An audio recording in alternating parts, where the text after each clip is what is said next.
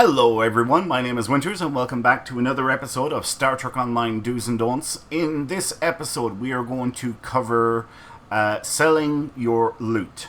This is step 2 to becoming EC rich or energy credit rich in Star Trek Online.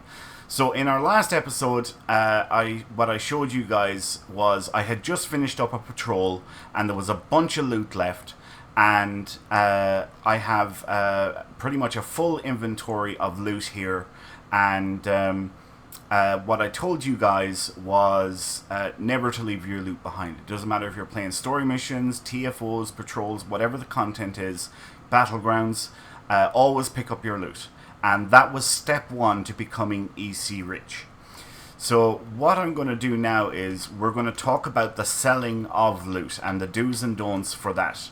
So the first thing I want to talk about is the replicator. A lot of players go into their replicator and they go to the recycle feature and they scroll down and they start recycling or selling their loot when they have full inventories or not even partially filled inventories.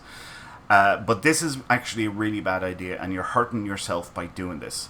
So what I want to do is I want to draw your attention to one of these basic ground tech upgrades. And it's the same for any of the tech upgrades, really, the basic ones. If we mouse over this, you can see in the tooltip in the bottom right-hand corner, it says it has a value of 10,000 EC.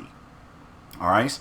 But if we look here on the item in the recycle feature of the replicator, we're only going to get 4,000 EC for it. So basically 40% of the value. Alright? You can actually get higher than that. And that's the reason why it is a bad idea to use your replicator, because you are getting less energy credits than if you went to what's known as a 50% vendor. Now this vendor here is a 50% vendor, and if you want to know more about 50% vendors and their locations, I recommend checking out my system series on, or my top tip series on 50% vendors and their locations. I cover all the major social hubs like ESD, Kronos, New Romulus, Deep Space Nine, all of those locations where there are 50% vendors. Their normal vendors in-game don't give you 50% of the value for the item, and 50% vendors are rare, with only a limited number of them in-game. But anyway, this one here that I went to is a 50% vendor, and if we click on the sell tab and we scroll down to that particular basic tech upgrade, we can see now we are getting 5,000 EC for that item, which is 50% of the value. Remember, it is 10,000 EC valued, and we're getting 5,000 for it now. It mightn't sound like a whole lot, but when you're talking about items like this cannon here, that is basically 25,000 EC of a value, it really does start to add up. And this is step 2 to becoming EC rich in Star Trek Online. And the more valuable an item is, the bigger the gap becomes between 40 and 50%. So remember that. That's very, very important. Like the more valuable an item is, the bigger the gap is between 40 and 50%. And I do agree, 10% doesn't sound like much, but I can tell you from experience, it does make a big, big difference. And if you are playing content in Star Trek Online, like story missions and TFOs and ground or battle zones and patrols and stuff, and you are constantly picking up your loot, this will make a big, big difference for you becoming EC rich in Star Trek Online. So what I want to do now is I want to sell all of these. So here, another quick tip. Basic and improved tech upgrades, crap. They cost more dilithium to use. Don't use them. Sell them and get some EC for them.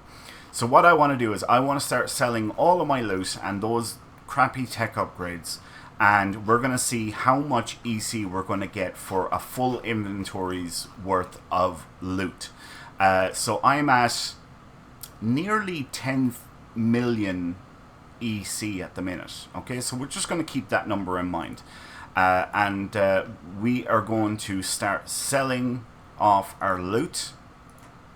And here in about, I don't know, 45 seconds, we will see just how much EC we get for our full inventory worth of loot.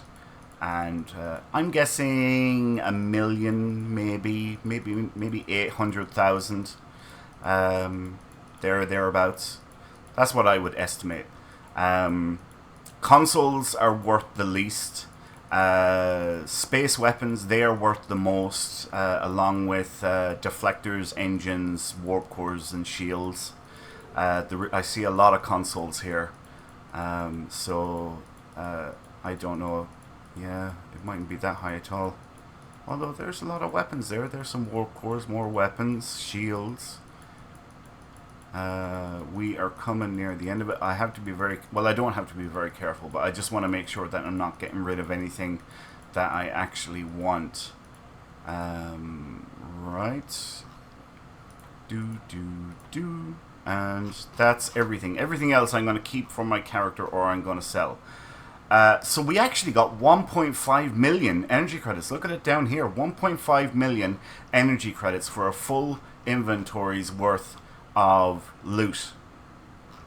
Yeah, look. Nearly 11.5 million. We're just 2,500 EC short of 11.5 million EC. And our loot, or our salvage is up to 24,000. Yeah, so think about that. If you're playing Star Trek Online regularly and you... Well, so what's probably going to happen is you're probably not going to do what I just done, which is wait for your inventory to be completely filled. But if you're going to 50% vendors regularly, I just showed there what a full inventory is worth, can be worth. 1.5 million. Imagine if you were doing that on a daily basis. What would that be per week? It'd be 10.5 million a week. Yeah, that'd sound about right. About 10.5 million a week, which ain't bad, just for playing the game and selling your loot at a 50% vendor. So let's call it 10 million. If you were selling to a normal vendor or your replicator, you're probably talking about 8 million. So there's a 2 million of a difference. My math probably ain't right there, but I'm just using it as an example to get the point across. So anyway, the do's and don'ts in regards to selling your loot is: do not sell your loot to a normal vendor or via your replicator. Always go to a 50% vendor and you will get the biggest bang for your buck. Anyway, we're going to leave it there for now. Thanks a million for watching, folks. I hope you all enjoyed this episode. If you did, please leave a like. That would help me out enormously. The more likes and interactions and comments I can get you guys to do and to leave on the videos really helps the content, the videos and the channel grow, and YouTube will pick it up as popular content, and then when other players go looking for topics that I've covered, it will populate my content, and ultimately we can help other players with the do's and don'ts for Star Trek Online, and raise awareness for all of these different things. I know it sounds very cocky, but it is true. It is true.